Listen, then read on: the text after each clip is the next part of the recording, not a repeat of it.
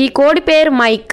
అందరూ దీనిని magic mic అని పిలుస్తారు. 1945 ఏప్రిల్ 20న ఈ కోడి పుట్టింది. 5.5 నెలల తర్వాత కొలరాడోలోని లాయిడ్ వాల్సన్ అనే వ్యక్తి చికెన్ వండుకుందామని ఆ కోడిని కొనుక్కుని తెచ్చుకున్నాడు. ఆ కోడి మెడపై గొడ్డలితో ఒక దెబ్బ వేశాడు. ఆ దెబ్బకు తల కట్ అయ్యింది. అయితే పూర్తిగా కట్ అవ్వలేదు. తల నుంచి శరీరానికి మెదడు సిగ్నల్స్ పంపించే జుగులార్ వెయిన్ కట్ అవ్వలేదు. ఓ చెవి, చాలా వరకు మెదడు కూడా కోడి మెడతో పాటే ఉండిపోయింది. ఆ టైంలో ఆ కోడి అతని నుండి తప్పించుకుని పరుగులు పెట్టింది. కోడి మెడ నుండి వచ్చే బాధాకరమైన అరుపులు అతనికి జాలి కలిగించాయి. దాంతో ఆ కోడిని బ్రతికించాలని అనుకున్నాడు. కళ్ళలో చుక్కలు వేసేందుకు ఉపయోగించే ఐ డ్రాపర్ తో కోడి మెడలోకి నీళ్లు పోసేవాడు. అదే విధంగా చిరుధాన్యాలు, చిన్న చిన్న పురుగుల్ని ఓ సిరేంజ్ గొట్టం ద్వారా మెడలో నుంచి పొట్టలోనికి ఉంచేవాడు.